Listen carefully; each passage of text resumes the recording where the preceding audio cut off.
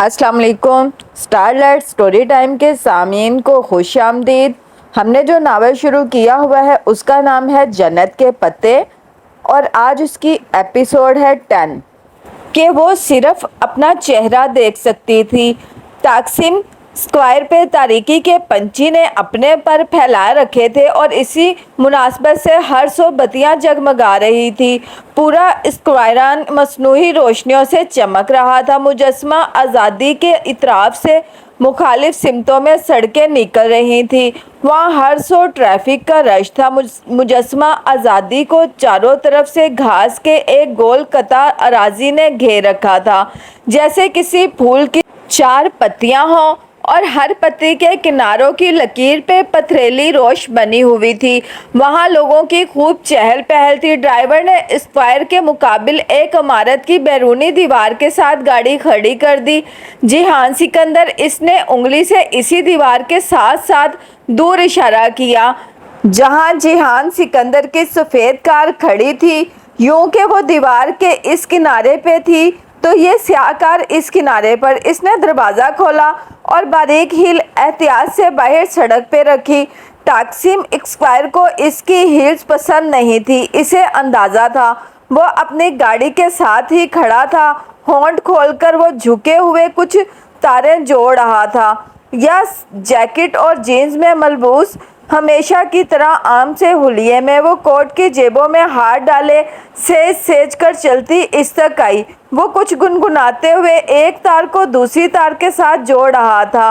Heal की टिक टिक पे रुका और गर्दन घुमाकर देखा। अस्सलाम वालेकुम। इसे देखकर मुस्कुराते हुए सीधा हुआ। वालेकुम अस्सलाम। इस तारीख कोने में क्या कर रहे हो? मेरी कार हर ख़ास मौका पर दगा दे जाती है, अब भी मसला कर रही है। खैर, मैं फिक्स कर लूँगा। वो हाथ झाड़ते हुए लापरवाही से बोला। वो तो तुम कर लोगे, मुझे पता है। जिहान सिकंदर के पास हर मसले का हल होता है। वो धीरे से हंसी। तुम बताओ, पूरे स्क्वायर पे मुझे तलाशते हुए तुम्हें कितनी देर लगी और बस पे आई हो? नहीं, तुम्हारी भेजी गई शोफर ड्रॉन कार में आई हूँ। वो धीरे से हंस दिया। ये तंज कहाँ से सीख लिए हैं तुमने? मैं इतना गरीब भी नहीं हूँ कि तुम यूँ मजाक उड़ाओ। वो हंसकर सर झटकता अब यूनिट बंद कर रहा था। हया ने गर्दन फेर कर पीछे देखा।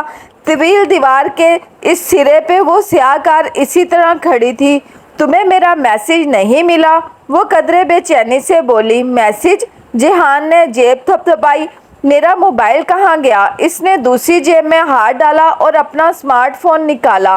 फिर इसकी स्क्रीन को उंगली से छुआ। नहीं, इसने स्क्रीन हया के चेहरे के सामने की। वहाँ इनबॉक्स खुला था और हया का कोई पैगाम ना था। हया ने बेख्तियार अपने हाथ में पकड़े फ़ोन को देखा। इस पर पैगाम रुकने का निशान नज़र आ रहा था। इसने जल्दी से बटन दबाते हुए आउटबॉक्स खोला। इसके दोनों पैगाम वहीं रुके थे। ओह, बैलेंस ख़त्म था तो जाहिर है फिर मैसेज कैसे जाता? कोई ख़ास बात थी क्या? वो कार को लॉक लगा रहा था। तुमने मुझे इस पार्किंग एरिया में डिनर कराना है या किसी मुहज़्ज़ब जगह पर? वो बात बदल गई और खंगियों से इसने इस लशपश चमकती स्याह कार को देखा जो दूर खड़ी थी। इसे किसने भेजा? वो कुछ भी समझने से कासिर थी। अगर ये कार मेरा इतना वक्त ज़ाया ना कराती तो मैं अब तक किसी रेस्टोरेंट में जगह ढूंढ चुका होता, लेकिन अब भी देर नहीं हुई। दोनों साथ साथ सड़क किनारे चलते रहे। इस्तकलाल स्ट्रीट नामी वो तवील गली ताकसिम स्क्वायर के साथ से ही निकलती थी। वो हफ्ते की रात थी, सो इस्तकलाल स्ट्रीट रोशनियों में नहाई रंगों और कहकों से सजी रौनक किए अरूज पर थी। वहाँ लोग हमेशा की तरह दोनों अतराफ में तेज तेज चलते जा रहे थे। गली की दोनों जानिब चमकते शीशों वाली शॉप्स और रेस्टोरेंट्स में खासा रश था। वो आगाज में ही दाएं हाथ की कतार में बने रेस्टोरेंट में चले आए। जर्द रोशनियों से मजीन छत और जगमगाते फानूस ने रेस्टोरेंट के माहौल को एक ख्वाबनाक सा तासुर दे रखा था। इस कोने वाली खाली मेज के साथ रखे स्टैंड पे हया ने अपना कोट लटकाया और कुर्सी खींचकर जिहान के मुकाबिल बैठी। زرد روشنیوں میں اس کے فراک کے سنہری سکے چمکنے لگے تھے۔ اس نے دائیں بازو میں سنہری کڑا پہن رکھا تھا اور اب وہ کہنی میز پر رکھ کر بائیں ہاتھ کی انگلیوں سے کڑے کو گھما رہی تھی۔ سنہری کلچ اور موبائل اس نے میز پر رکھ دیا تھا۔ آرڈر میں کروں یا تم؟ دعوت تمہاری طرف سے ہے سو تم کرو۔ اس نے ذرا سے شانے اچکائے۔ جیہان نے مسکرا کر سر کو خم دیا اور مینیو کارڈ اٹھا کر انم آنکھ سے پڑھنے لگا۔ اپنی عادت کے مطابق وہ پڑھتے ہوئے نچلے لب کو دانت سے دبائے ہوئے تھا۔ حیا نے قدرے بے چینی سے پہلو بدلا۔ استقلال جیدسی میں کتنے ہی لوگوں نے مڑ مڑ کر اس یونانی دیو کے سے سنگھار والی لڑکی کو ستائش سے دیکھا تھا، مگر عجیب شخص تھا، کوئی تعریف نہیں، کوئی اظہار نہیں، اتنی لا تعلقی، اتنی بے خبری، وہ بھی اس شخص کی جو ایک نظر میں سارے منظر کا باریک بینی سے جائزہ لے لیا کرتا تھا۔ اسے اپنی ساری تیاری رائے گاہ جاتی محسوس ہوئی تھی۔ آرڈر کر چکنے کے بعد وہ میز پہ کوہنیاں رکھے دونوں ہاتھ آپس میں پھنسائے حیا کی طرف متوجہ ہوا اور ذرا سا مسکرایا۔ تم نے مجھ سے اس روز پوچھا ہی نہیں کہ میں تمہارے ڈرام بلاک کیوں آیا تھا؟ وہ مسکراتے ہوئے کتنا اچھا لگتا تھا۔ اس کے ہلکے سے بھورے شیڈ لیے سیاہ بال نوعمر لڑکیوں کی طرح ماتھے پہ سیدھے کٹے ہوئے تھے اور عموماً وہ ہلکے ہلکے گیلے ہوتے تھے۔ پرکشش آنکھوں میں ایک نرم دھیما سا تاثر لیے وہ اب اتنا کم گو اور محتاط نہیں لگتا تھا جتنے پہلے دن لگا تھا۔ ظاہر ہے کسی کام سے ہی آئے ہوگے، مجھ سے ملنے یا بالخصوص آؤ یہ تو ذرا مشکل ہی ہے۔ تم سے ملنے بالخصوص ہی آیا تھا اور اس کے لیے ممی کو پاکستان فون کر کے فاطمہ آنٹی سے تمہارے ڈرام کا نمبر پوچھنا پڑا تھا، ورنہ تم نے تو ہمیں ایڈریس تک نہیں دے رکھا تھا۔ اور یہ بات تو اماں نے اسے کل ہی فون پر بتا دی تھی، مگر لمحے بھر کو اس نے سوچا کہ ڈھونڈنے والے تو بنا پتے کے بھی ڈھونڈ لیتے ہیں، جیسے وہ سفید گلاب ہر جگہ اسے تلاش کر لیتے تھے۔ تو پھر آپ کیوں آئے تھے مجھ سے ملنے؟ بس یوں ہی، مجھے لگا تھا کہ تم اس روز استقلال اسٹریٹ میں مجھ سے خفا ہو گئی تھی۔ اچھا تو آپ نے مجھے اس دن پہچان لیا تھا۔ ہو سکتا ہے وہ میری شکل کی کوئی لڑکی ہو۔ وہ بہت جلدی بھلا دینے والوں میں سے نہیں تھی، سو بڑی حیرت سے کڑے کو انگلیوں میں گھماتی بولی تھی، ایک بات ابھی کلیئر کر لیتے ہیں حیا۔ وہ قدرے آگے کو ہوتے ہوئے سنجیدگی سے بولا، میں بہت ایکسپریسو نہیں ہوں، میں لمبی لمبی باتیں نہیں کر سکتا، میں پریکٹیکل سا آدمی ہوں، ایسا آدمی جس کو فکر معاش ہمیشہ گھیرے رکھتی ہے۔ میرے پاس بڑی یونیورسٹی کی ڈگری نہیں ہے، میں ایک ریسٹورنٹ چلاتا ہوں جس کی ملکیت میری اپنی نہیں ہے، میں کئی سالوں سے اس ریسٹورنٹ کی قسطیں ادا کر رہا ہوں جو کہ پوری ہی نہیں ہو رہی، یہ چیز مجھے بہت پریشان رکھتی ہے۔ وہ کرد لڑکی جو اس دن میرے ساتھ تھی وہ میرے ریسٹورنٹ کی عمارت کی اونر ہے اور ہمارے درمیان اس وقت یہی مسئلہ زیر بحث تھا جب تم وہاں آئی حیا۔ اس دن میں اتنا پریشان تھا کہ تم سوچ بھی نہیں سکتی۔ وہ میری پراپرٹی ضبط کرنے کی بات کر رہی تھی اور اگر میں اس کی رقم ادا نہیں کر پایا تو وہ ایسا کر بھی گزرے گی۔ اسی پریشانی میں تمہارے ساتھ مس بیہیو کر گیا، I am sorry for that, مگر اپنی تمام پریشانیوں میں بھی مجھے اپنے سے جڑے رشتوں کا احساس ہے اور میں ان کی پرواہ کرتا ہوں۔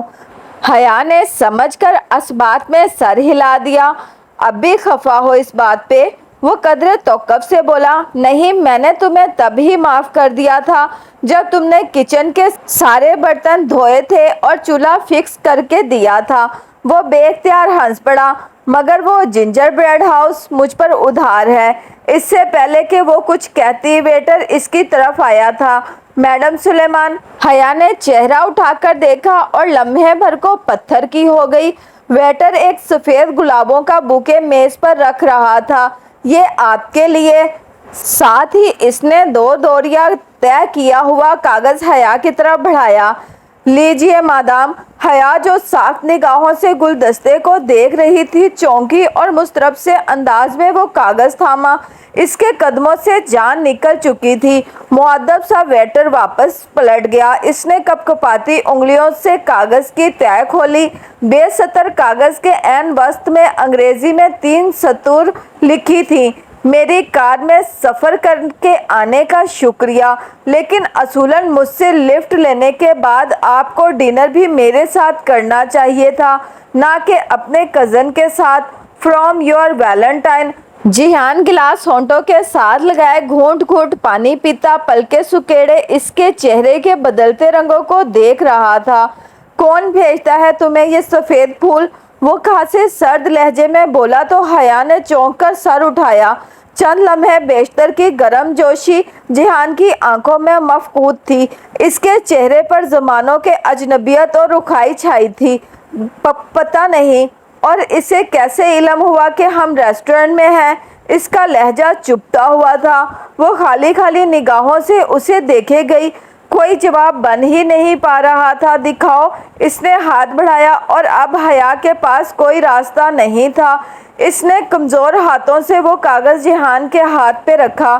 جیسے جیسے وہ تحریر پڑھتا گیا اس کی پیشانی پہ شکنیں ابھرتی گئی، رگیں تن گئی اور لب بھنچ گئے۔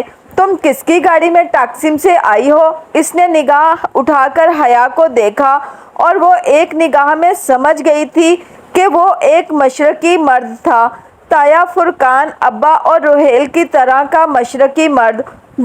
میں سمجھی وہ تمہاری کار اور ڈرائیور ہے۔ میں سمجھی تم نے ڈرائیور بھیجا ہے۔ میرا ڈرائیور؟ کب دیکھا تم نے میرے پاس ڈرائیور؟ اس نے تنفر سے کاغذ کو مٹھی میں مڑوڑ دیا۔ میں سمجھی، اور اس نے کہا تمہارا نام لیا تو اس نے یہ کہا کہ اس کو میں نے اسے بھیجا ہے؟ اس نے دو ٹوک انداز میں پوچھا۔ ہاں، نہیں۔ یعنی کہ نہیں؟ اس نے نہیں بتایا کہ اسے کس نے بھیجا ہے اور تم اس کے ساتھ بیٹھ گئی؟ حیا، تم یوں کسی کی گاڑی میں بھی بیٹھ سکتی ہو؟ میں نے کہا نا، میں سمجھی تمہاری کار تھی۔ بے بسی کے مارے اب اسے غصہ آنے لگا تھا۔ بے قصور ہوتے ہوئے بھی اسے اپنا آپ مجرم لگ رہا تھا۔ میرے پاس تم نے دوسری کار کب دیکھی؟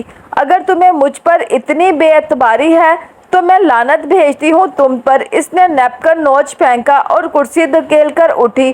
جو شخص یہ حرکت کرتا ہے وہ مجھ سے پوچھ کر نہیں کرتا، نہ اس میں میرا کوئی قصور ہے۔ اگر تم مجھے اتنا ہی برا سمجھتے ہو تو ٹھیک ہے، یہاں اکیلے بیٹھو، اکیلے کھاؤ اور اکیلے رہو۔ اس نے کلچ یوں ہاتھ مار کر اٹھایا کہ کرسٹل کا گلدان میز سے لڑکھ کے نیچے جا گرا۔ چھناکے کی آواز آئی اور وہ یوں کرسیوں میں بٹ گیا۔ جیہان شاید اس کے لیے تیار نہیں تھا، مگر وہ اس کے تاثرات دیکھنے کے لیے رکی نہیں۔ وہ تیزی سے میز کی ایک طرف سے نکلی، اسٹینڈ پر لٹکا کوٹ کالر سے پکڑ کر کھینچا اور تیز تیز چلتی ہوئی باہر نکل گئی۔ اگر وہ اس کے پیچھے آنا بھی چاہتا تو بھی جو نقصان وہ کر کے گئی تھی اسے پورا کر کے ہی آتا، اور اس کی کارروائی میں اسے جتنے منٹ لگتے اتنی دیر میں وہ اس سے دور جا چکی ہوگی۔ استقلال اسٹریٹ میں لوگ اسی طرح چل رہے تھے۔ وہ اس رش کے درمیان میں کہیں تھی۔ اس نے کوٹ نہیں پہنا، بازو پہ ڈال دیا اور دونوں بازو سینے پہ لپیٹے وہ تیز تیز قدم اٹھاتی چلی جا رہی تھی۔ آنسو متواتر اس کی آنکھوں سے گر رہے تھے۔ وہ اس کے پیچھے نہیں آیا، اور اگر آیا بھی تو اس شور اور رش میں نہ اسے دیکھ پائی نہ ہی اس کی آواز سن پائی، بس اسی طرح چلتی رہی۔ استقلال اسٹریٹ کا آخری کنارہ مڑ کر وہ ٹاکسم اسکوائر میں داخل ہوئی اور بالکل سدھ میں چلتی ہوئی ٹاکسم پارک کی طرف بڑھ گئی۔ تاریخ پارک کے ایک گوشے میں وہ سنگی بینچ ویران پڑا تھا۔ وہ گرنے کے سے انداز میں اس پہ بیٹھی اور چہرہ دونوں ہاتھوں میں چھپا کر پھوٹ پھوٹ کر رو دی۔ انا، خودداری، عزت نفس اور اپنی ذات کے وقار کے وہ سارے اسباق جو وہ ہمیشہ خود کو پڑھاتی اور یاد دلاتی رہی تھی، آج بہت ذلت کے ساتھ چکنا چور ہوئے تھے۔ وہ شخص کب اس کو یوں ذلیل نہیں کرتا تھا، یوں بے مول بے وقت نہیں کرتا تھا۔ اسے ایک موقع بھی یاد نہ آیا۔ ہمیشہ ہر دفعہ وہ یہی کرتا تھا، یا پھر ایسا ہو جاتا تھا۔ آخر کب تک یوں چلے گا؟ بہت گرا لیا، اس نے خود کو بہت جھکا لیا، بہت بے مول کر لیا۔ اب وہ مزید نہیں جھکے گی، اب اسے جھکنا پڑے گا، بس آج یہ طے ہو گیا۔ اس نے بے دردی سے آنکھیں رگڑتے ہوئے سوچا، پھر ارد گرد پھیلی رات کو دیکھا تو واپسی کا خیال آیا۔ اس نے گود میں رکھا سنہری کلچ کھولا تاکہ موبائل نکال سکے، مگر اوہ، موبائل تو اس میں پورا ہی نہیں آتا، وہ تو اس میز پہ رکھا تھا، اور وہ کوٹ اٹھائے باہر بھاگی۔ اپنا ترکی والا بھدا موبائل وہ ریسٹورنٹ میں چھوڑ آئی تھی، اسے ہر حالت میں موبائل واپس اٹھانا تھا، چاہے جیہان سے سامنا ہو یا نہ ہو۔ چند منٹ بعد وہ کانپتی ہوئی واپس استقلال اسٹریٹ میں اس ریسٹورنٹ کا دروازہ دھکیل کر اندر داخل ہوئی تو کونے والی میز خالی تھی۔ وہ دوڑ کر اس میز تک گئی اور ادھر ادھر چیزیں اٹھا کر موبائل تلاشا، مگر وہ کہیں نہیں تھا۔ کرسٹل کے ٹوٹے گلدان کی کرچیاں بھی اب فرش سے اٹھا لی گئی تھی۔ Problem madam? وہ آواز پر پلٹی تو وہی باوردی ویٹر، جس کی ناک پہ موٹا سا تیل تھا، متفکر سا کھڑا تھا۔ وہ بوکے اسی نے لا کر دیا تھا، میرا موبائل تھا اس میز پہ، وہ پریشانی سے گھنگھیالی لٹیں کالوں کے پیچھے اڑیستے ہوئے بولی، اور میز پہ چیزیں پھر سے ادھر ادھر کرنے لگی۔ جی ہاں، پڑا تھا، مگر جب آپ گلدان گرا کر گئیں تو آپ کے ساتھ جو صاحب تھے انہوں نے وہ موبائل رکھ لیا اور مجھے کہا تھا کہ اگر آپ آئیں تو میں بتا دوں کہ فون انہی کے پاس ہے۔ ویٹر نے ٹوٹی پھوٹی انگریزی میں بتایا۔ او اچھا، اس کے تنے ہوئے اعصاب ڈھیلے پڑ گئے۔ ملنے کا ایک اور بہانہ، وہ چلا گیا۔ جی، وہ بل پے کر کے فوراً آپ کے پیچھے باہر دوڑے تھے، آپ کو نہیں ملے؟ نہیں، شکریہ۔ وہ پھولوں کے متعلق کچھ پوچھنے کا ارادہ ترک کر کے باہر نکل آئی۔ استقلال اسٹریٹ پہ قدم رکھتے ہوئے اس نے کوٹ پہن لیا۔ اب اسے کافی دیر تک ٹیکسیم اسکوائر پہ گورل کے انتظار میں بیٹھنا تھا۔ ڈی جے خاموشی سے موبائل کے بٹن دباتی نمبر ملا رہی تھی۔ بٹنوں کی ٹوں ٹوں نے روم کی خاموشی میں ذرا سا ارتعاش پیدا کیا تھا۔ کال کا سبز بٹن دبانے سے پہلے اس نے نظر اٹھا کر اپنے مقابل بیٹھی حیا کو دیکھا، جو پوری سنجیدگی سے اس کی طرف متوجہ تھی۔ مگر حیا، میں اسے کہوں گی کیا؟ یہی کہ حیا کو اپنا موبائل چاہیے اور وہ اسے واپس کر دے، مگر وہ واپس کیسے کرے گا، یہ اس کا مسئلہ ہے۔ تم کال ملاؤ، وہ جھنجھلا کر بولی۔ ڈی جے نے سر ہلا کر سبز بٹن دبا دیا، اسپیکر آن کر دیا اور فون اپنے لبوں کے قریب لے آئی۔ دوسری جانب طویل گھنٹیاں جا رہی تھی، وہ دونوں دم سادے گھنٹیاں سنتی گئیں۔ پتہ نہیں تمہارا موبائل کدھر پڑا ہو، اسی کے موبائل پر کر لیتے ہیں، شاید اس پہ وہ اٹھائے ہی۔ تبھی کال اٹھا لی گئی۔ ہیلو، وہ جیہان ہی تھا، ازلی مصروف انداز۔ السلام علیکم، میں ڈی جے ختیجہ بول رہی ہوں۔ دس از جیہان۔ ختیجہ، ایسا ہے کہ یہ فون میرے پاس ہے۔ حیا ریسٹورنٹ میں ہی بھول گئی تھی، وہ مصروف سا لگ رہا تھا۔ پیچھے بہت سے لوگوں کے بولنے کی آوازیں آ رہی تھی، شاید وہ ریسٹورنٹ میں تھا۔ مجھے پتا ہے، اسی لیے تو کال کی ہے۔ اوکے، وہ گہری سانس لے کر بولا۔ حیا کدھر ہے؟ وہ مصروف تھی تو میں نے سوچا میں آپ سے بات کر لوں۔ بات کرتے ہوئے ڈی جے نے ایک نظر حیا پہ ڈالی، جو دم سادے کرسی کے کنارے پہ آگے ہو کر بیٹھی اسے دیکھ رہی تھی۔ جی کہیے۔ بات یہ تھی کہ میں اور حیا کل پرنسز آئلینڈ، شہزادوں کے جزیرے جانے کا سوچ رہے تھے۔ انفیکٹ ہم پرنسز آئلینڈ کے سب سے بڑے جزیرے بیبوک جائیں گے۔ حیا نے ناسمجھی سے ہلچ کر اسے دیکھا، پھر نفی میں سر ہلا کر روکا، مگر وہ مزے سے کہے جا رہی تھی۔ اوکے، تو آپ کو فون چاہیے؟ نہیں، فون آپ اپنے پاس رکھیں، عیش کریں، ہمیں بس کمپنی چاہیے۔ ڈی جے ذلیل۔ وہ بنا آواز کے لب ہلا کر چلائی اور ڈی جے کی کوہنی مڑوڑی، مگر ڈی جے ہاتھ چھڑا کر اٹھی اور دروازے کے قریب جا کر کھڑی ہوئی۔ کل تو میں ذرا مصروف ہوں، آپ کے ساتھ نہیں چل سکوں گا، تو پرسوں صبح چلتے ہیں۔ نہیں، وہ ہاتھ سے اشارے کرتی اسے باز رکھنے کی کوشش کر رہی تھی۔ پرسوں تو مجھے شہر سے باہر جانا ہے، وہ کہہ رہا تھا، پھر جمعے کو میری ایک اہم میٹنگ ہے اور بیوک ادا میں تو پورا دن لگ جاتا ہے۔ फिर तो आप हफ्ते को भी मसरूफ होंगे, डीजे ने मायूसी से कहा तो दूसरी जानिब से चंद लम्हे की खामोशी छा गई। इनफैक्ट हफ्ते को मैं वाकई ही फारिग हूँ। ठीक है, हफ्ते को मैं आप लोगों के साथ चल सकता हूँ। वो जैसे बादल नाख्वास्ता तैयार हुआ था। बस फिर ठीक है, हम सुबह वाली गोरसिल से किडी कोए की बंदरगाह पे पहुंच जाएंगे। आप भी 7 बजे से पहले पहले हमारा वहां इंतज़ार कीजिएगा। वहां से हम फिर इकट्ठे फेरी में सवार होंगे। ठीक ठीक मैडम। और हाँ, तब तक आप हमारा फ़ोन इस्तेमाल कर सकते हैं। मैं आपका एहसान ताउमर याद रखूँगा। वो ज़रा सा हंसकर बोला। वो फ़ोन बंद करके वापस आई तो हया खामोशी से उसे घूरती रही। डीजे वापस कुर्सी पे बैठी और बड़े लापरवाह अंदाज में मेज से मैगजीन उठाकर सफ़े पलटने लगी। क्या ज़रूरत थी इसे साथ चलने का, कहने की हम अकेले भी तो जा सकते थे, क्योंकि मुझे इसके शादीशुदा होने में अभी तक शक है। वो अब एक सफ़े पे रुककर बागौर कोई तस्वीर देख रही थी। जैसे इसकी बीवी कहाँ होती है, यही इस्तांबुल में। वो बददिली से पीछे होकर बैठ गई। इसकी क्या अपनी बीवी से कोई लड़ाई है? कभी जिक्र नहीं करता इसका। शायद मैंने इस मौजू पर कभी बात नहीं की। वैसे भी जिहान का निकाह बचपन में ही हो गया था। अब पता नहीं इसे खुद अपने निकाह का इल्म है भी या नहीं, क्योंकि वो कभी जिक्र नहीं करता, या शायद फुप्पो ने इससे छुपा रखा हो। बच्चों वाली बातें करती हो तुम भी।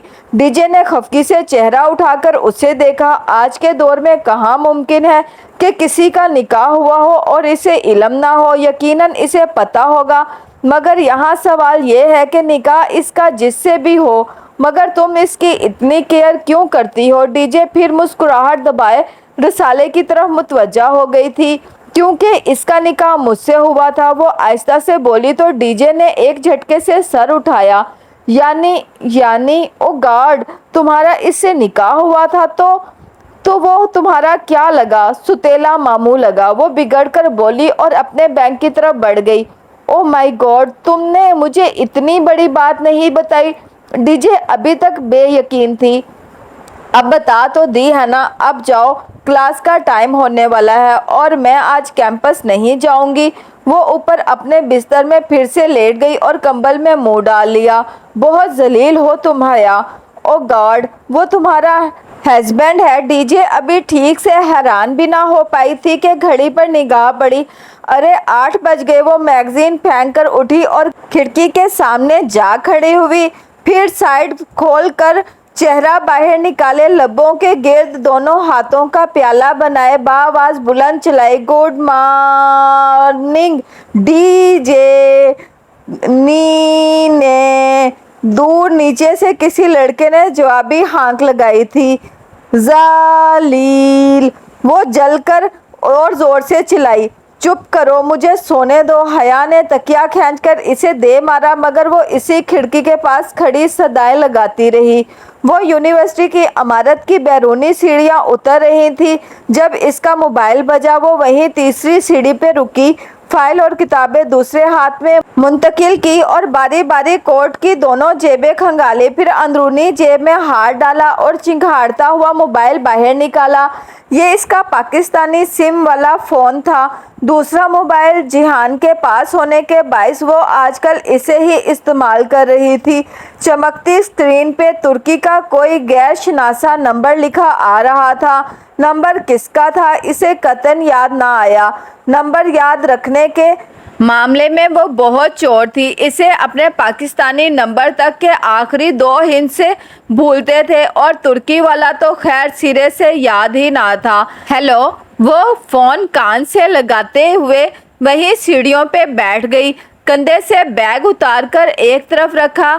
जहाँ तेरा नक्श कदम देखते हैं, ख़याबा इरम देखते हैं।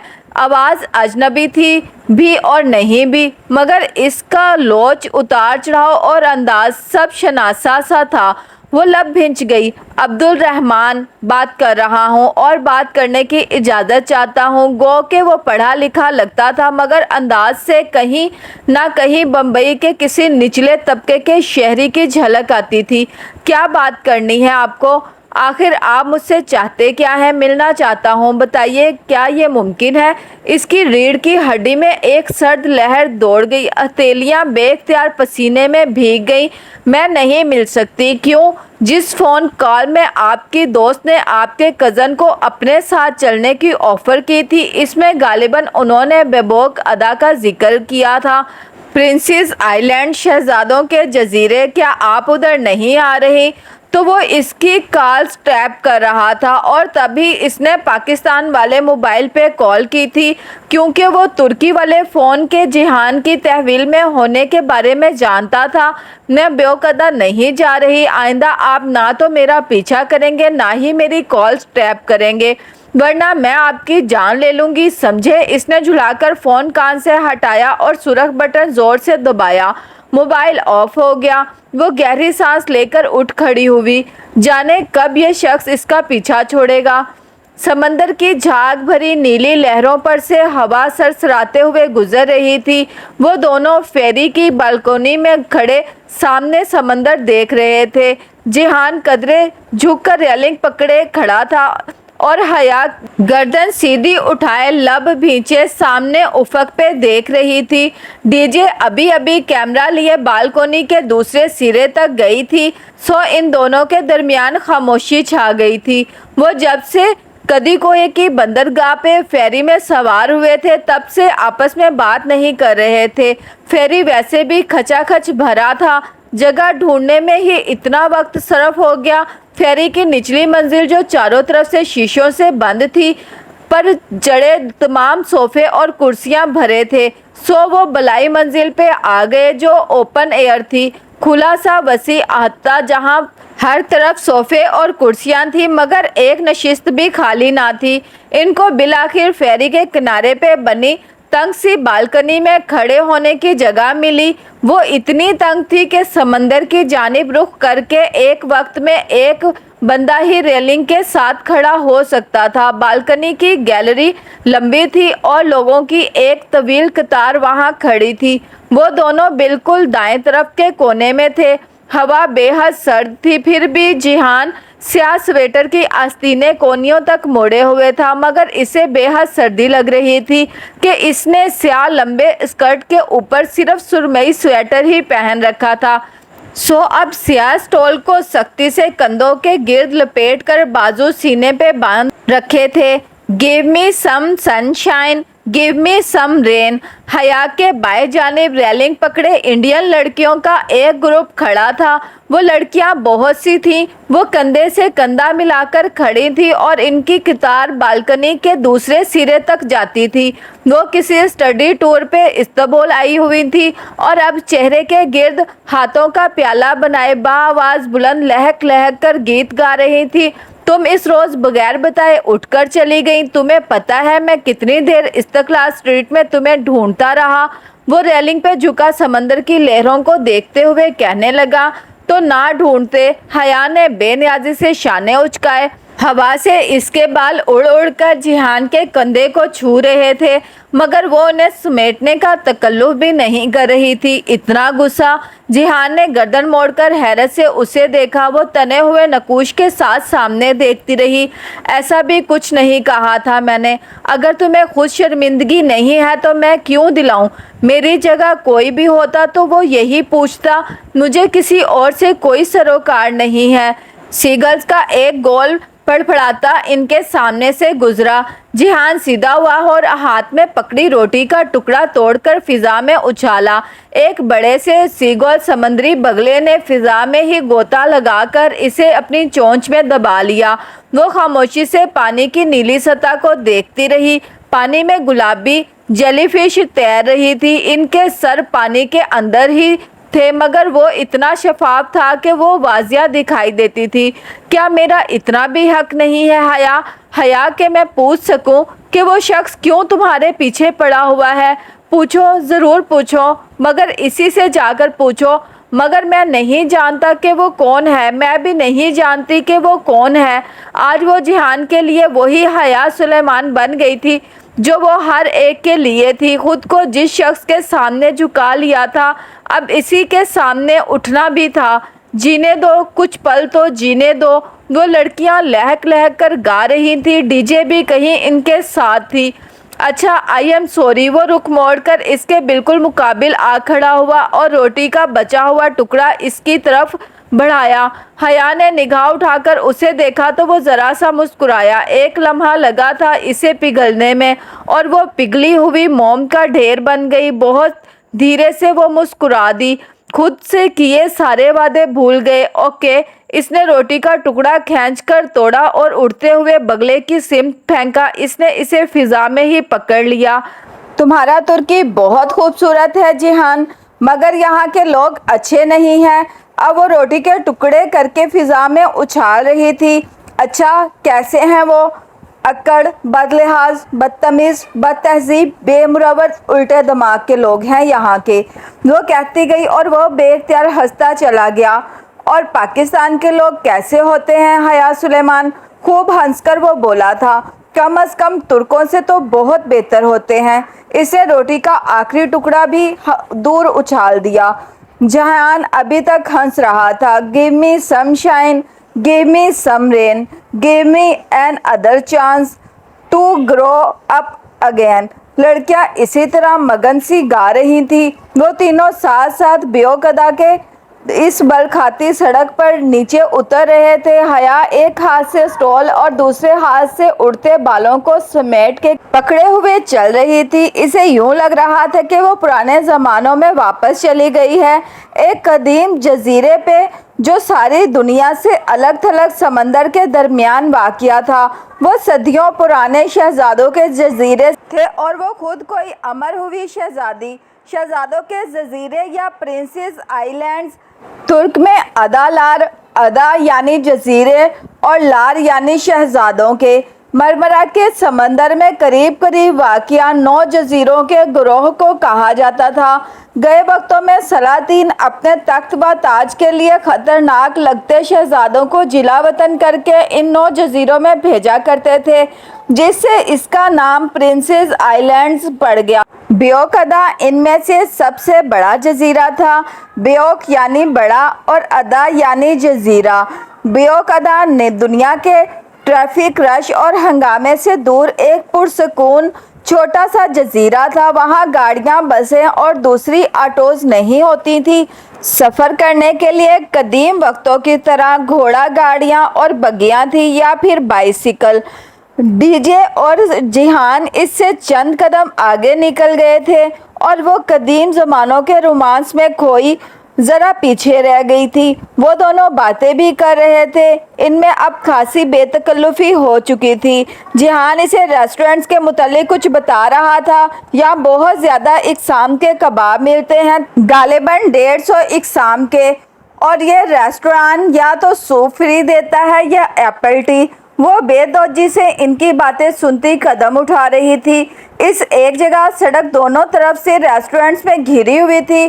ان کے دروازے کھلے تھے اور سامنے برآمدے میں شیڈ تلے کرسیاں اور میزیں بچھی تھیں۔ سیاحوں کا ایک ہجوم ہر سو پھیلا تھا۔ سڑک کے وسط میں ایک جگہ مجمع سا لگا تھا۔ وہ تینوں بے اختیار دیکھنے کے لیے رک گئے۔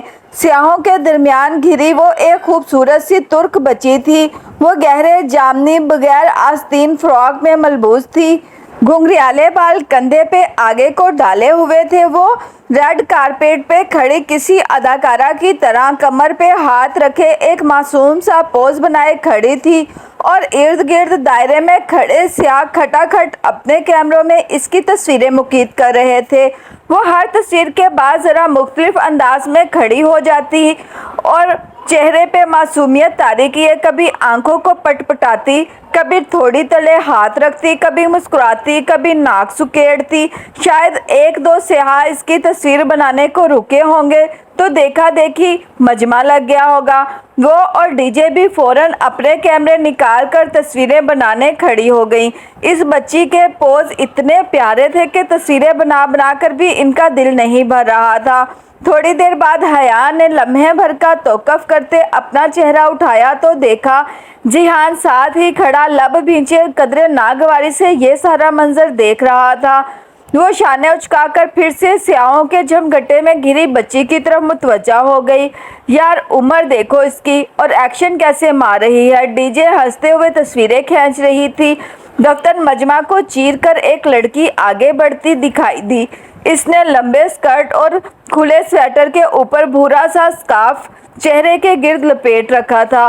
वो इसकी रंगत सुनहरी थी और आंखें भूरी सब्ज। वो 16-17 बरस की लगती थी। बाएं कोहनी पर इसने एक टोकरी डाल रखी थी जिसमें जंगली फूल थे। वो माथे पे तेवरियां लिए आगे बढ़ी और सख्ती से इस बच्ची को बाजू से पकड़ा। बच्ची घबराकर पलटी और जैसे ही इस लड़की को देखा, इसके लबों से होले से निकला आयशे गुल। जवाबन वो भूरी सब्ज आंखों वाली लड़की तुर्की में गुस्से से कुछ कहती हुई इसका बाजू पकड़कर मजमा में इससे रास्ता बनाकर इसको आगे ले जाने लगी। वो तुर्क में जो कुछ कह रही थी वो ऐसा था कि स्याह फौरन पीछे हटने लगे। रेड कारपेट शो खत्म हो गया था। बच्ची अब मुजामत करती चिड़चिड़ेपन से कह रही थी। वो लड़की जिसका नाम शायद आयशे गुल था, मुसलसल बोलती हुई इसे लेकर जा रही थी। इसकी भूरी आंखों में गुस्सा भी था और दुख भी और शायद नमी भी। हया गर्दन मोड़कर इनको जाते देखती रही। आओ तुम्हें अपना बेओक अदा दिखाता हूँ। जिहान की आवाज़ पे वो चौंकी, फिर खफीफ सा सर झटक के इसके साथ आगे बढ़ गई। जिहान ने एक बग्गी रोक दी थी। डीजे ने अलबत्ता 4 लिराज फी घंटा के हिसाब से साइकिल किराए पर ले ली थी और अब वो इसी पर सवार हो रही थी। हया बग्गी के करीब आई तो जिहान ने एक तरफ होकर रास्ता दिया। वो शहाना सी बग्गी ऊपर से खुली थी। आगे एक घोड़ा जुता था, इसके साथ बग्गी बान लगाम थामे बैठा था। पीछे खूबसूरत सी 2 अफराद के बैठने की नशिस्त बनी थी जिस पे सुनहरी नक्श व निगार बने थे।